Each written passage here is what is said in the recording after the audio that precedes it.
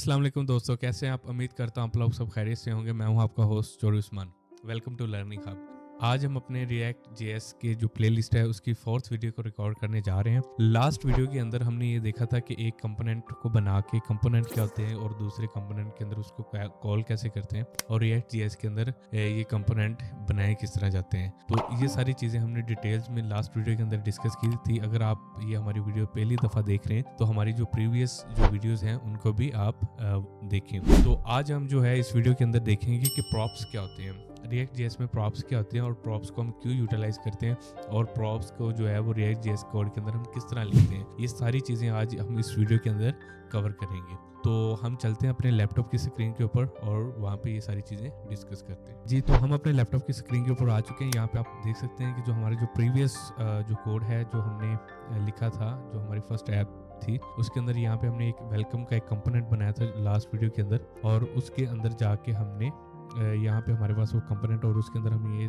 चीज़ें थोड़ी सी लिखी थी और इसको हमने प्रिंट आउट किया था। तो यहाँ पे ऑलरेडी जो है ये हमारा जो आउटपुट है वो यहाँ पे शो हो रही है। अब हम क्या करते हैं, अब मैं आपको ये बताता हूँ कि प्रॉप्स क्या होते हैं। असल में प्रॉप्स है क्या चीज़? प्रॉप्स ये होते हैं कि आप कोई भी पेरेंट जो है वो कंपोनेंट से चाइल्ड कंपोनेंट्स के अंदर डाटा पास करते हैं। मिसाल के तौर पे इसी तरह है जिस तरह हमारे पास एक फंक्शन है, फंक्शन हम पढ़ते हैं, फंक्शन के अंदर पैरामीटर्स होते हैं और पैरामीटर्स के अंदर हम कुछ ना कुछ डाटा पास कर रहे होते हैं और हर मतलब पैरामीटर्स वही होते हैं लेकिन उनके अंदर जो डाटा होता है वो डिफरेंट टाइप्स का होता है, मतलब उसकी वैल्यूज डिफरेंट हो सकती है। जिस तरह हम नेम है, नेम पास कर रहे हैं तो एट अ टाइम एक नेम नहीं होगा, हर दफ़ा जब वो नेम करेंगे जिस तरह अली है, उस्मान है, इस तरह वो नाम जाएगा लेकिन कंपोनेंट जो फंक्शन में जो पैरामीटर है वो सेम ही रहेगा। तो इसी तरह जो यहाँ पे प्रॉप्स हैं वो प्रॉप्स भी यहाँ पे वही काम करते हैं। तो सबसे पहले हमें क्या करना होगा, सबसे पहले हम आते हैं इधर, यहाँ पे आके जब हम देखते हैं कि यहाँ पे हमारा ये जो मेन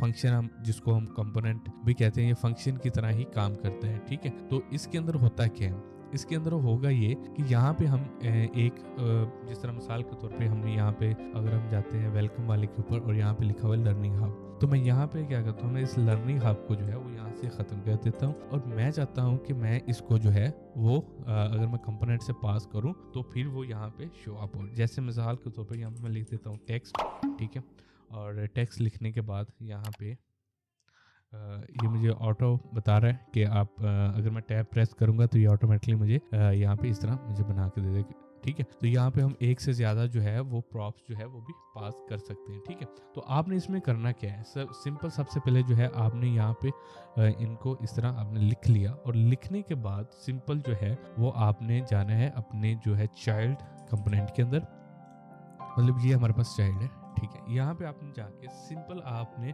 कर्ली ब्रैकेट्स डालनी है, ठीक है, और यहाँ पे ये बता रहा है ऑटोमेटिकली जो मैंने एक्सटेंशंस की हुई हैं तो ये मुझे प्रॉप्स का नाम यहाँ पे शो कर रहा है, ठीक है। मैं सिंपल यहाँ पे करूँगा टेक्स्ट लिख दूंगा, ठीक है, और ये टेक्स्ट मेरे पास यहाँ पे आ गया। अब इसको मैं क्या कर सकता हूँ, ये यूटिलाइज कर सकता हूँ, ठीक है। अब वो मुझे ऑटोमेटिकली बता रहा है कि अगर आप यहाँ पे ऐड करना चाहिए कहीं पे भी तो हम इसको कर सकते हैं। तो मैं इसको क्लिक कर देता हूँ, यहाँ मैं यहाँ खुद पे हार्ड कोडेड लिख लेता हूँ, ठीक है। हार्ड कोडेड में किस तरह लिखूंगा, कर्ली ब्रैकेट्स डालूंगा और यहाँ पे लिखूंगा टेक्स्ट, ठीक है।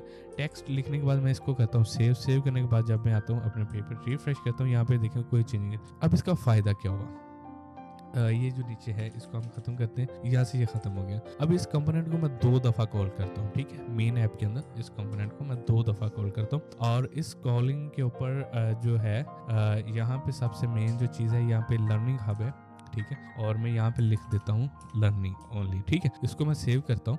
अब ये देखें कंपोनेंट एक हमने फंक्शन मतलब जो है वो एक बनाया हुआ है। मैं फंक्शन का वर्ड इसलिए यूज़ कर रहा हूँ क्योंकि आपने बहुत टाइम जब आप जावास्क्रिप्ट यूज़ कर रहे होंगे तो वहाँ पे आपने फंक्शंस को सीखा होगा। तो ये जो कंपोनेंट्स है ये भी एक फंक्शन की तरह ही काम करता है, ठीक है। तो जब ये यहाँ पे हमारे पास जो वेलकम वाला है इसके अंदर यहाँ पे देखो, यहाँ हेलो वेलकम और यहाँ पे जो भी टेक्स्ट है, अब यहाँ पे अनलिमिटेड आ रहा है। मिसाल के तौर पे मैं यहाँ पे लिख देता हूँ हेलो अली, ठीक है, यहाँ पे मैं लिखता हूँ अली और यहाँ पे मैं लिख देता हूँ उस्मान, ठीक है। अब मैं इसको सेव करता हूँ। अब ये देखो इसको हम इजीली यूटिलाइज कर सकते हैं। यहाँ पे मैं और भी कंपोनेंट्स भेज सकता हूँ। मिसाल के तौर पे अगर मेरे पास एक प्रोफाइल है तो उसके अंदर मैं फ़ोन नंबर भेजना चाहूँगा तो यहाँ पे मैं फ़ोन नंबर लिखता हूँ, सिंपल मुझे डबल कोट्स डालनी है और ये मेरे पास मैं यहाँ पे कुछ भी लिख सकता हूँ, ठीक है। जैसे ये इधर लिख दिया। अच्छा, अब मैं यहाँ पे सिंपल यहाँ पे भी ऐसे करता हूँ, ठीक है। अब इसको मैं क्या करूँगा, यहाँ पे इक्वल डालूँगा, डबल कोट्स डालूँगा और यहाँ पे लिख दिया, ठीक है। अब मैं इसको करता हूँ सेव। सेव करने के बाद मैं जाता हूँ वेलकम के अंदर और यहाँ पे मैं टेक्स्ट के बाद इसको डालता हूँ कॉमा। कॉमा डालने के बाद यहाँ पे ऑटोमेटिकली फ़ोन आ गया। फ़ोन नंबर के बाद जो है वो यहाँ पे ये नीचे फ़ोन इक्वल टू आ गया। अब मैं जैसे इसको सेव करता हूँ, सेव करने के बाद जो है हम अपने ब्राउज़र पे जाते हैं। यहाँ पे आप देख सकते हैं कंपोनेंट एक ही है, लेकिन डाटा डिफरेंस होने की वजह से उनका डाटा जो है वो चेंज होकर आ रहा है। तो जो प्रॉप्स होते हैं असल में वो क्या करते हैं, वो आपको हेल्प आउट करते हैं, रीयूजेबिलिटी बढ़ा देते हैं आपकी।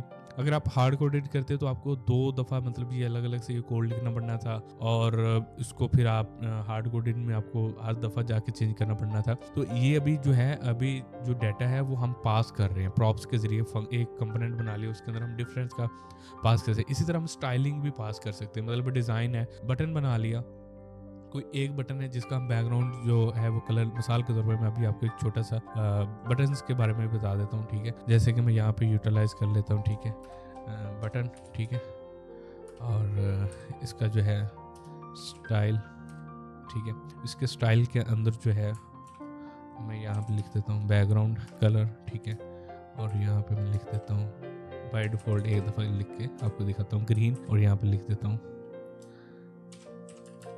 हेलो क्लिक, ठीक है। अब इसको मैं सेव करता हूँ, यहाँ पे आप देख सकते हैं यहाँ पे आ गया, ठीक है। अब इसके ऊपर जो है इसका जो टेक्स्ट है वो भी मैं क्या कर देता हूँ जी, कलर जो है इसका वो क्या होना चाहिए, वाइट होना चाहिए, ठीक है।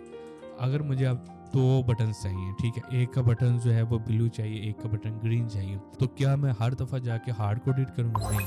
अब मैं क्या करूँगा, मैं सिंपल करूँगा, मैं मेन कंपोनेंट में जाऊँगा और यहाँ पे मैं बीजी कलर मतलब अपने लिए बना लेता हूँ, बीजी कलर, कोई भी नाम दे सकते हैं आप प्रॉप्स को, ठीक है। और यहाँ पे मैं डाल देता हूँ, यहाँ पे मैं ब्लू डाल देता हूँ, ठीक है, और नीचे यहाँ पे ये रेड आ गया, ठीक है। अब यहाँ पे ये हमारे पास यहाँ पे भी आ गया बीजी, और इसको मैंने किया, यहाँ पे मैं लिख देता हूँ जी ग्रीन, ठीक है, ये मेरे पास आ गया। अब मैं क्या करूँगा, इसको सेव करता हूँ, इसको कॉपी कर लूँगा प्रॉप्स के नेम्स को, और सेम वही काम करूँगा जैसे मैंने फ़ोन को ऐड करने के लिए किया, यहाँ पे ऐड कर दिया। अब मैं यहाँ पे क्या करता हूँ, ये मुझे ऑटोमेटिकली बता रहा है, ठीक है। अब मैं यहाँ पे जो लिखा हुआ है हार्ड कोडेड लिखा हुआ है, इसकी जगह पे क्या कर दूँगा, उसका प्रॉप्स का नाम लिख दूँगा, ठीक है। प्रॉप्स का नाम लिखने के बाद सेव करूँगा। जैसे मैंने सेव किया, अब यहाँ पे कलर जो है वो ऑटोमेटिकली डिफरेंट आ रहे हैं, ठीक है। तो यहाँ पे आप हर किस्म का जो है वो ये चीज़ें कर सकते हैं। मिसाल के तौर पे अगर मैं यहाँ पे रेड करना चाहूँ तो मैं इसको चेंज करूँगा तो वही रेड होगा। इसको मैं अगर करना चाहूँ येलो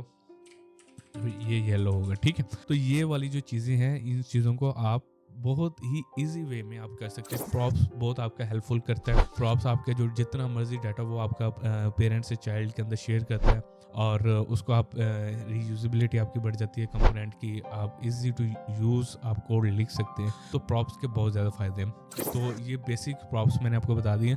जो आप अपने कोड में प्रॉप्स यूज़ करेंगे वो सारे के सारे आपकी रिक्वायरमेंट्स के मुताबिक प्रॉप्स होंगे, ठीक है। तो इन प्रॉप्स को बेसिक किस तरह हम अपने कंपोनेंट में लिख सकते हैं, फिर उनको कैसे वो अपने कंपोनेंट के अंदर जाके शो कर सकते हैं और यूज़ कर सकते हैं, ये सारी चीज़ें मैंने आज इस वीडियो के अंदर आपको डिटेल्स में बताई। तो इंशाल्लाह मिलते हैं नेक्स्ट वीडियो के अंदर। अगर आपको ये हमारी वीडियो अच्छी लगी हो तो हमारे चैनल द लर्निंग हब को सब्सक्राइब करें, कमेंट करें और अपने दोस्तों के साथ शेयर करें, और हमारी प्लेलिस्ट को भी जो React.js सीख रहे हैं उनके साथ भी शेयर करें। बहुत शुक्रिया।